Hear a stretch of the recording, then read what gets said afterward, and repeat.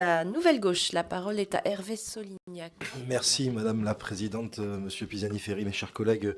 Merci Monsieur Pisani-Ferry pour les éléments d'explication que vous avez déjà donnés dans votre propos introductif. J'aurais moi aussi trois questions à vous poser.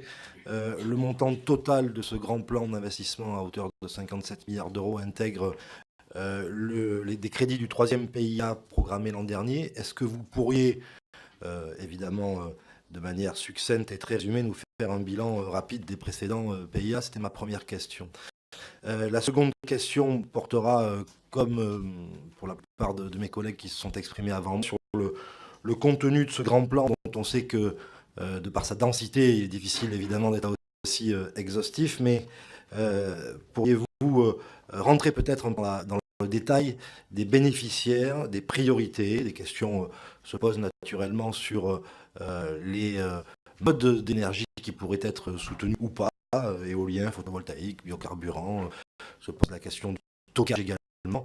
Et puis, naturellement, lorsqu'on évoque des questions et des projets d'investissement majeurs sur la rénovation thermique, la question qui nous vient à l'esprit est celle des bénéficiaires, les collectivités, les entreprises, les ménages. Y a-t-il là aussi des priorités s'agissant de ces bénéficiaires potentiels? Et puis enfin, la troisième question portera sur le plan de financement lui-même. Vous nous avez dit que l'investissement, c'était une démarche et pas seulement une inscription comptable.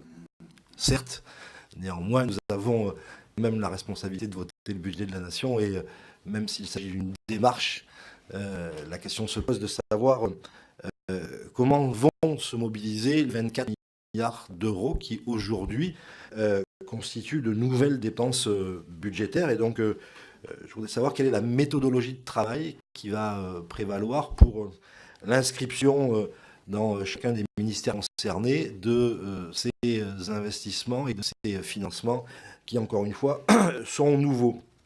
Et toujours au titre de ce plan de financement lui-même, 12 milliards d'euros proviennent d'investissements réorientés, de crédits redéployés.